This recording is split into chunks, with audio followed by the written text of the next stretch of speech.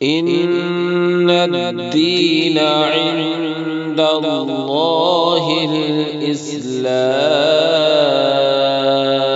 الحمد لله رب العالمين، والصلاة والسلام على سيد الأنبياء والمرسلين وعلى آله وأصحابه أجمعين. أما بعد، فأعوذ بالله من الشيطان الرجيم. بسم الله الرحمن الرحيم.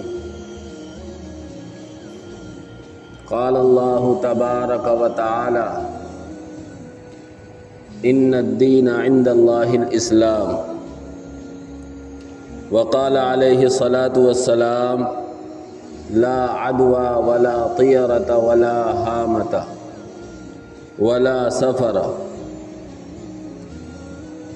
وقال عليه الصلاة والسلام: فر من المجذوم فرارك من الأسد، او کما قال نبینا صلی اللہ علیہ وسلم. محترم بزرگوں، بھائیوں، اللہ جل جلالہ عم نوالہ نے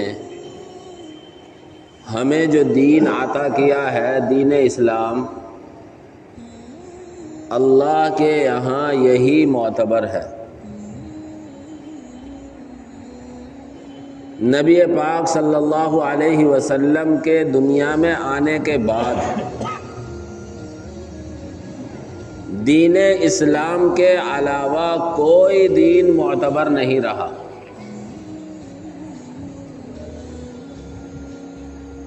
دین اسلام ہی وہ واحد دین ہے، وہ واحد مذہب ہے جس کی بنیاد پر انسان جہنم سے بچ کر جنت میں جائے گا،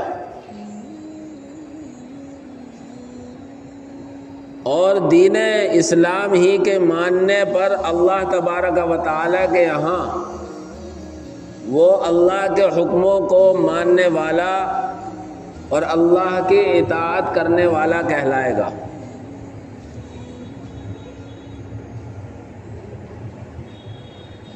یہاں تک کہ اگر کوئی نبی بھی دنیا میں آئے گا، وہ بھی دین اسلام کے مطابق ہی اپنے آپ کو ڈھالے گا اور اسی کے مطابق عمل کرے گا، تبھی اس کی نجات. چنانچہ حضرت رسول اکرم صلی اللہ علیہ وسلم نے حضرت موسیٰ علیہ السلام کا نام لے کر صراحتاً ارشاد فرمایا کہ اگر موسیٰ علیہ السلام بھی دنیا میں آ جائیں، میری نبوت اور رسالت کا اعلان ہونے کے بعد، تو انہیں بھی میری ہی پیروی کرنا پڑے گی اور میری ہی پیروی کرنے میں کامیابی ملے گی.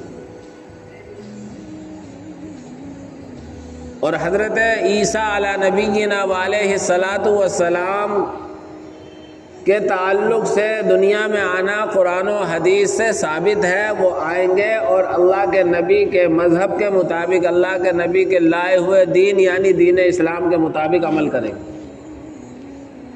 اس لیے اللہ نے ڈنکے کی چوٹ پر کہا: ان الدین عند اللہ الاسلام. اللہ کے یہاں معتبر اگر کوئی دین ہے تو صرف اور صرف دین اسلام ہے.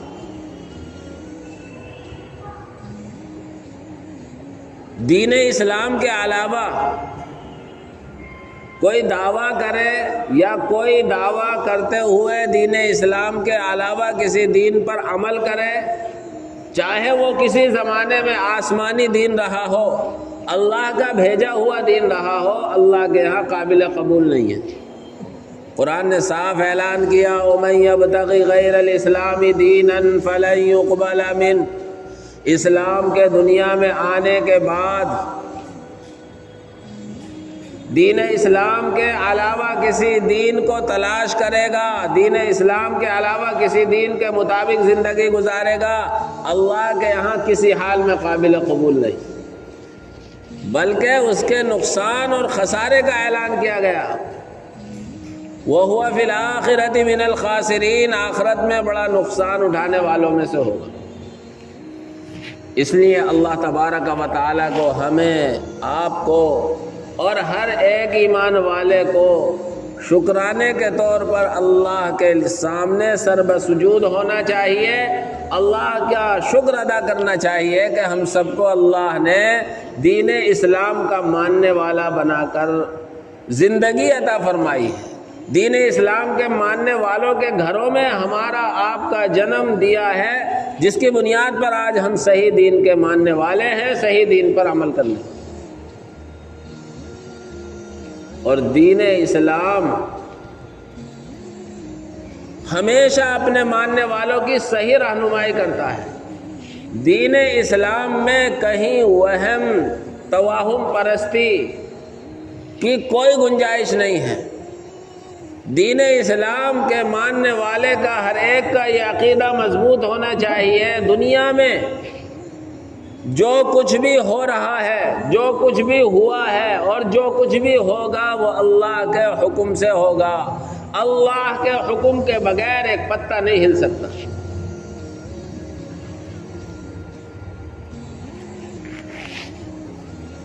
لوگوں میں شیطانی وسوسوں سے بہت ساری وہم کی باتیں پہلے سے ہی چلی آ رہی ہیں،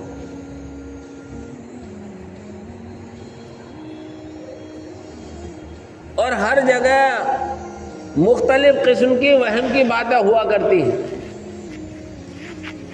اللہ کے نبی صلی اللہ علیہ وسلم کے زمانے سے پہلے سے بھی بہت ساری وہم کی باتیں چلی آ رہی تھیں، اور ان وہم کی باتوں میں انسان کی دلچسپی بھی ہوتی ہے۔ انسان جو ہے جلدی سے یقین کر لیتا ہے۔ اسی طرح کی کئی چیزوں کا حدیث پاک میں نبی پاک صلی اللہ علیہ وسلم نے تذکرہ کیا ہے، اور آپ نے فرمایا ہے ان کا حقیقت سے کوئی تعلق نہیں۔ میں نے بخاری شریف کی ایک روایت پڑھی ہے، اس میں اللہ تبارک و تعالیٰ کے نبی فرماتے ہیں لا عدویٰ، سب سے پہلا لفظ ہے عدویٰ کا ترجمہ ہم اردو میں کریں تو ایک کی بیماری دوسرے کو لگنے کی کوئی حقیقت نہیں، یعنی ایسا نہیں ہے کہ مجھے کوئی بیماری ہے تو وہ بیماری اڑ کے آپ کو لگ جائے۔ صاف انکار کیا ہے اس کا۔ اللہ کے نبی صلی اللہ علیہ وسلم کے زمانے میں اور اللہ کے نبی کے زمانے سے پہلے اس طرح کی بہت سی وہم کی باتیں تھیں، اور آپ علیہ الصلاۃ والسلام نے ان کا انکار کیا۔ صحابہ نے مثال میں پیش کیا، اللہ کے نبی عرب کا ماحول ہے، اونٹوں کا پالنے کا رواج ہے۔ اللہ کے نبی سے صحابہ عرض کرنے لگے اللہ کے نبی ہمیں یہ بات آپ کی سمجھ میں نہیں آ رہی کہ ایک کی بیماری دوسرے کو نہیں لگتی۔ ہم دیکھتے ہیں کہ کسی اونٹ کو کھجلی کی بیماری ہو جائے، خارش کی بیماری ہو جائے، اور وہ اونٹ پھر اونٹوں کے ریوڑ میں چلا جائے تو اس اونٹ کی وجہ سے سارے اونٹوں کو خارش ہو جاتی ہے۔ آپ کہہ رہے ہیں ایک کی بیماری دوسرے کو اڑ کر یا چھو کر نہیں لگتی۔ ایک اونٹ خارش زدہ آیا اور اس نے دوسرے اونٹوں میں بھی خارش کی بیماری کر دی۔ اللہ کے نبی صلی اللہ علیہ وسلم نے ان کے اس اعتراض کا جواب انہی کی بات سے دیا، فرمایا اچھا تم یہ کہتے ہو ایک خارش زدہ اونٹ آیا اور اس نے دوسرے اونٹوں میں خارش کر دی، کھجلی کر دی، تو بتاؤ پہلے اونٹ کو کس نے کھجلی کی؟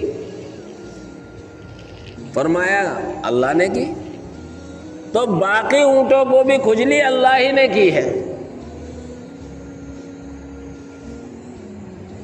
اس لیے معلوم ہوا کہ کوئی بھی بیماری کسی کے اڑ کر نہیں لگے گی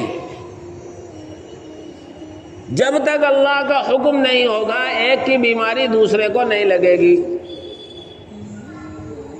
اب یہاں پر ایک اور بخاری کی حدیث ہے، وہ بھی میں نے خطبے کے بعد پڑھی، اس میں اس بات کا تذکرہ کیا گیا ہے کوڑھی سے ایسے بھاگو جیسے شیر کو دیکھ کر بھاگتے ہو۔ فر من المجذوم فرارک من الاسد، کوڑھی سے ایسے دور بھاگو جیسے کہ شیر کو دیکھ کر بھاگتے ہو۔ اس سے ایسا لگتا ہے کہ اگر ہم کوڑھی کے پاس بیٹھے تو ہمیں بیماری لگ جائے گی، اس لیے اللہ کے نبی کہہ رہے ہیں دور بھاگو۔ تو قرآن و حدیث کو سمجھنے کے لیے ہمیں انہی لوگوں سے رابطہ کرنا پڑے گا جو قرآن و حدیث کو سمجھنے والے ہیں، سمجھانے والے ہیں۔ چنانچہ اس حدیث کو محدثین نے سمجھایا کہ بیماری کا پیدا کرنے والا، بیماری کا دینے والا، اور ایک کی بیماری دوسرے میں لگے گی یا نہیں لگے گی اس کام کا کرنے والا صرف اللہ ہی ہے۔ اب فرض کرو کہ بخار کا ماحول چل رہا ہے، ایک بخار والے سے ہم ملنے پہنچ گئے، ہم نے اس سے مصافحہ کر لیا، گھر پہنچے تو ہمیں بھی بخار آ گیا۔ تو اب ہمارا خیال اور شیطان اس کے ساتھ اسی طرف ذہن لے جائے گا کہ ارے میں اس بخار والے سے ملا تھا، اس کی وجہ سے مجھے بھی بخار آ گیا۔ اور شیطان اللہ سے وعدہ کر کے آیا ہے کہ میں گمراہ کروں گا، مسلمانوں کے عقائد کو خراب کروں گا۔ تو جب کوئی بیماری ہوتی ہے اور وہ مقدر میں ہوتی ہے اور لگنی ہوتی ہے، ہمارے مقدر میں تھا، ماحول بخار کا چل رہا تھا، بخار آنا تھا ہمیں بھی، ہم کسی بخار والے سے مل لیے اور گھر آ کر بخار میں پڑ گئے، تھا تو ہمارے مقدر میں اس بخار والے سے ملنا ایک بہانہ بن گیا، اور اس کی بنیاد پر ہمارا عقیدہ خراب ہو گیا کہ میں تو بخار والے سے مل لیا اس لیے بخار آ گیا۔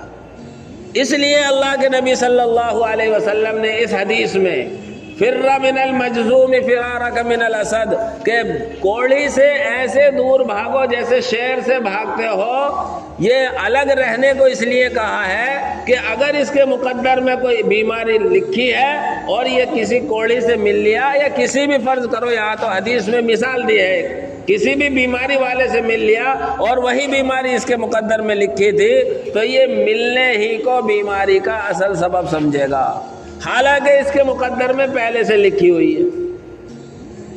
اور اس چیز کا تجربہ ابھی کورونا کے زمانے میں خوب ہوا ہے۔ بہت سے ایسے لوگ کہ کسی سے مسافہ تو دور کی بات ہے، بات کرنے کے لیے تیار نہیں، گھروں سے نکلنے کے لیے تیار نہیں، لیکن اللہ نے مقدر میں بیماری لکھی تھی تو اس کے گھر میں بیماری پہنچائی۔ اور کتنے ایسے جو بہت احتیاط کرنے والے تھے اللہ کو پیارے ہو گئے۔ اس لیے اللہ کے نبی صلی اللہ علیہ وسلم نے سب سے پہلے مسلمانوں کے عقیدے کو درست کیا، لا عدویٰ، یہ ایک دوسرے کو بیماری لگنے کی کوئی حقیقت نہیں۔ اور جو دوسری حدیث میں بیمار خاص یعنی کوڑھی سے بھاگنے کی بات کہی گئی ہے، وہ عقیدے کی حفاظت کے لیے کہی گئی ہے کہ اس کے مقدر میں تو تھا بیمار ہونا، ملنے چلا گیا اور عقیدہ خراب ہوگا کہ اس کی وجہ سے ایسا ہو گیا۔ اور یہ آئے دن ہم دیکھتے رہتے ہیں، کسی کو بخار آیا یا کسی کو کوئی بیماری ہو گئی، ارے وہاں گیا تھا۔ دوسری بات، اس لیے سب سے پہلی بات اللہ کی قدرت پر یقین رکھنا چاہیے کہ بیماری اصل اللہ دینے والا ہے۔ ایک دوسرے کے ملنے سے یا بیمار کے ملنے سے بیماری نہیں لگے گی۔ ہاں، شریعت نے جو احتیاط بتلائی ہیں یا ڈاکٹر حضرات تجربے کی بنیاد پر کچھ احتیاط کرنے کو کہتے ہیں، وہ عقیدے کے خلاف نہیں ہے۔ پرہیز مثال کے طور پر علاج سنت ہے، پرہیز واجب ہے، اس لیے کہتے ہیں۔ تو اس طرح کی جو احتیاط ہیں تو ان احتیاط کے کرنے میں کوئی نقصان نہیں ہے۔ ان احتیاط کے کرنے میں بھی ہمارے عقیدے کی حفاظت ہوگی، اور ہم کہیں گے اگر ہمارے مقدر میں بیماری ہوگی کہ ہم نے تو جو احتیاط بتائی تھی سب ہی کر لی، لیکن اللہ ہی کی طرف سے یہ بیماری ہمارے مقدر تھی تو ہو گئی۔ دوسری بات آپ نے ارشاد فرمائی وَلَا طِيَرَةَ، بدشگونی کی کوئی حقیقت نہیں ہے۔ عربوں کے یہاں ایک ماحول تھا، کسی کام کو شروع کرنے کے لیے وہ ان کے یہاں ایک رواج تھا، کہیں گھر سے نکلتے کوئی پرندہ بیٹھا ہوا دیکھتے اور پرندے کے کوئی ڈھیلا اٹھا کر مارتے، ڈھیلا اٹھا کر مارنے کے بعد اب یہ دیکھتے کہ پرندہ پورب کو گیا ہے یا پچھم کو گیا ہے، دائیں کو گیا ہے یا بائیں کو گیا ہے۔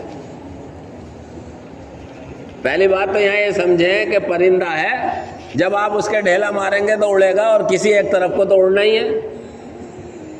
لیکن عربوں کا کیا عقیدہ تھا کہ پرندہ اگر دائیں طرف کو اڑ کر چلا گیا تو جس کام کے شروع کرنے کا ارادہ کر رہے ہیں سمجھتے تھے کہ بھئی خیر ہے اس میں، اور اگر بائیں طرف کو اڑ کر چلا گیا تو سمجھتے تھے خیر نہیں ہے، اس کام کو شروع نہیں کیا جائے۔ تو گویا وہ اپنے کام کی خیر بھلائی اور اس کے شر کو پرندے پر چھوڑ دیتے تھے۔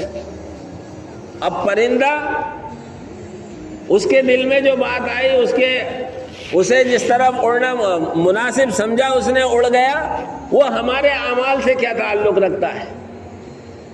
لیکن وہ اسی پر فیصلہ کیا کرتے تھے۔ اس لیے اللہ کے نبی نے فرمایا لا طیرۃ، اسی کو اردو زبان میں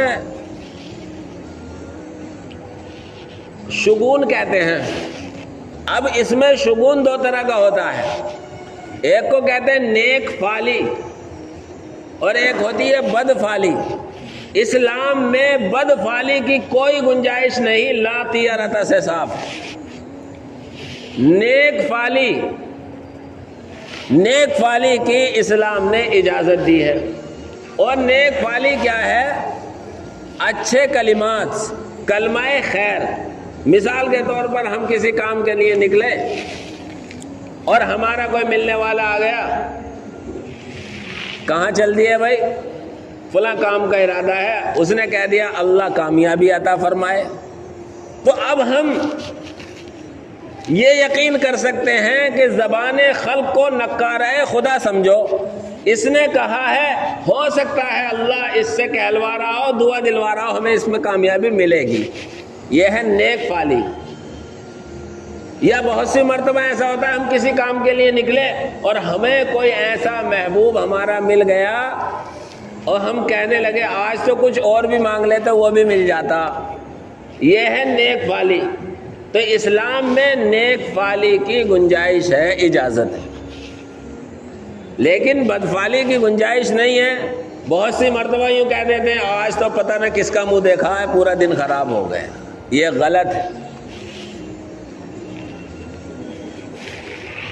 یا بہت سی مرتبہ دیکھا ہے کسی کے سامنے کو بلی گزر گئی تو وہ سفر کو ختم کر دے گا، میرے سامنے سے بلی گزر گئی، ارے اسے تو جانا تھا، گزر رہی تھی گزر گئی، تمہارے عمل سے اس کا کیا تعلق۔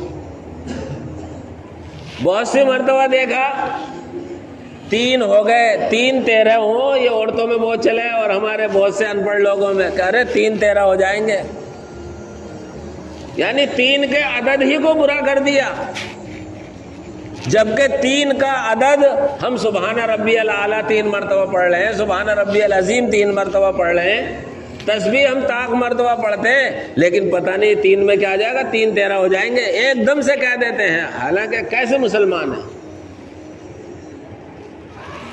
عدد میں کیا برائی ہے؟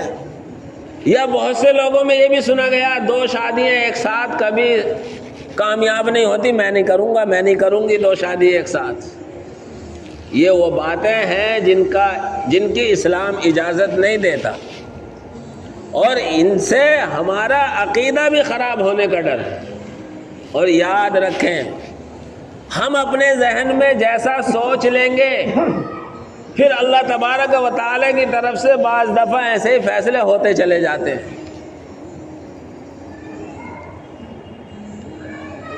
اس لیے نیک فالی لے سکتے ہیں، اس کی اجازت ہے، لیکن بد فالی لینے کی اسلام نے اجازت نہیں دی۔ اللہ پر بھروسہ کرنا ہے، اللہ ہی سب کچھ کرنے والا ہے، یہ یقین رکھ کے کام کی شروعات کریں۔ ہاں زیادہ ہی کچھ کرنا ہے تو اسلام نے استخارے کا راستہ دیا ہے۔ استخارہ اللہ سے خیر طلب کرنا، اس کے لیے رات کو 2 رکعت نفل نماز پڑھے اور دعا کرے، جس کام کے کرنے جا رہا ہے اس کے بارے میں دعا میں کہے اللہ میرے لیے اگر خیر ہو تو میرا دل ادھر کو مائل کر دے، اور اگر اس میں خیر نہ ہو تو مجھے اس سے بچا لے، اور جو بہتر ہو میرے لیے اس کے کرنے کے لیے میرے راستے ہموار کر دے۔ تو اگر کسی کام کے بارے میں ہم آگے پیچھے ہیں، فیصلہ نہیں کر پا رہے ہیں، تو اس کے لیے استخارہ تو ہے۔ اس لیے فرمایا ولا طیرۃ، بدفالی کی کوئی گنجائش نہیں، اور آگے فرمایا ولا سفر، سفر کی کوئی حقیقت نہیں۔ یہ جو مہینہ چل رہا ہے یہ سفر کا مہینہ ہے، اس کے ساتھ جوڑا ہے سفر المظفر۔ سفر کے معنی خالی کے زیرو کے آتے تھے، لوگوں نے اس کو اس بنیاد پر منحوس سمجھنے لگے، اور خاص طور سے اپنے یہاں تو الحمدللہ اس طرح کا میرے سننے میں تو نہیں آیا، آپ کے سننے میں آیا ہو تو پتہ نہیں، سفر کے مہینے کے تعلق سے ہمارے یہاں یہ رواج نہیں ہے، لیکن یہ عربوں میں تھا، تو سفر کے مہینے کو وہ منحوس سمجھا کرتے تھے۔ سفر کے مہینے میں کوئی اچھا کام کرنے کو یا کوئی خوشی کا کام کرنے کو راضی نہ ہوتے تھے۔ اسی لیے اسلامی اس مہینے کے ساتھ سفر کے ساتھ مظفر لگایا گیا ہے، اس عقیدے کو صحیح کرنے کے لیے۔ کامیاب، مظفر کے معنی کامیاب کے ہیں، سفر المظفر، کامیاب مہینہ۔ تو مہینے میں کوئی خرابی نہیں، اس لیے اس عقیدے کو بھی صحیح کرنا چاہیے۔ اور ایک تھا ولا ہامتا، ہاما کھوپڑی کو کہتے ہیں، عربوں میں یہ مشہور ہوتا تھا کہ کھوپڑی میں سے ایک پرندہ نکلتا ہے اور وہ کسی کے یہاں بھی جا کے بیٹھ جائے گا، مردے کی کھوپڑی میں سے اسے تباہ و برباد کر دے گا۔ ہمارے یہاں یہ چیز بہت ہے۔ دیکھو اصل جو اثرات ہوتے ہیں وہ جنات ہوتے ہیں گندے۔ ہوتا کیا ہے، کسی پر اثرات ہو گئے اور وہ جن کسی کا بھی نام لے لیتا ہے، اور فلاں کی ماں تو فلاں پر آ رہی ہے، فلاں کا باپ تو فلاں پر آ رہا ہے۔ میرے بھائیوں حدیث میں یہ ہے جب مردے کو دفن کر دیا گیا تو اگر وہ نیک ہے تو نیکی کے معاملات اس کے ساتھ ہوں گے، اور وہ بد ہے تو بدی کے معاملات اس کے ساتھ ہوں گے۔ اگر وہ نیک ہے تو جنت کے مزے لے رہا ہوگا، اور بد ہے تو جہنم کی پریشانیاں اسے جھیلنی ہوں گی۔ جو نیکی میں چلا گیا جنت کے مزے لے رہا وہ کائے کو کسی پہ آنے لگا ہے، اور جو جہنم کی سزا بھگت رہا وہ کائے کو کسی پہ آنے لگا ہے۔ کبھی ہم اپنے ذہن میں یہ بھی تو سوچ لیا کریں کون کسی پر کیسے آ جائے گا۔ وہ تو فرشتوں کی گرفت میں آ گیا، عذاب کے فرشتے مسلط ہوں گے یا نیکی کے فرشتے مسلط ہوں گے تو وہ کیسے آ جائے گا۔ ہم دھڑلے سے کہتے ہیں ہمیں تو فلاں کی ماں نے پریشان کر رکھا، ہماری لڑکی پر یا ہمارے لڑکے پر یا ہماری بیوی پر آ رہی ہے، اس کی بھی کوئی حقیقت نہیں۔ اس لیے فرمایا ولا ہامتا۔ اس لیے یہ یاد رکھیں، بات تھوڑی سی میں وضاحت کر دوں کہ دیکھو دنیا میں جو جادو ٹونے ہیں 95% جنات کرنے والے ہیں، انسان صرف 5% ہے۔ اور یہ بھی یاد رکھیں انسانوں کا جادو کٹ سکتا ہے، جنات کا جادو کٹ جاتا ہے تو وہ پھر کر دیتے ہیں۔ اس لیے اکثر جو یہ اثرات کے معاملات ہوتے ہیں گندے جنات کے ہوتے ہیں، اور جادو کے معاملات بھی گندے جنات کے ہوتے ہیں۔ یہ تعویذ گنڈے کرنے والے لوگوں کا ذہن خراب کرتے ہیں، اور یہ صرف ذہنی طور پر سکون دلانے کے لیے، سوچو تمہارا کوئی دشمن تو نہ ہے، پڑوسن بھابج اور فلاں چچا تائے، اس طرح کے ذہن خراب کرتے ہیں۔ اس کا حقیقت سے کوئی تعلق نہیں ہوتا۔ حقیقت یہ ہے کہ یہ سب کچھ ہوتا ہے جنات کی طرف سے ہوتا ہے، 95% جنات کی طرف سے ہوتا ہے، 5% انسانوں کی طرف سے ہوتا ہے۔ اس لیے اس سے حفاظت کے لیے جو مسنون دعائیں ہیں، استنجے میں جانے کی، بیت الخلاء میں جانے کی، آگے پیچھے جانے کی، بازار جانے کی، ادھر جانے کی، ان دعاؤں کا معمول بنائیں تو ان اثرات سے ہم محفوظ رہیں گے۔ اللہ ہم سب کو صحیح عقیدے کے ساتھ زندگی گزارنا آسان فرمائے۔ آمین۔ وآخر دعوانا ان الحمد للہ رب العالمین۔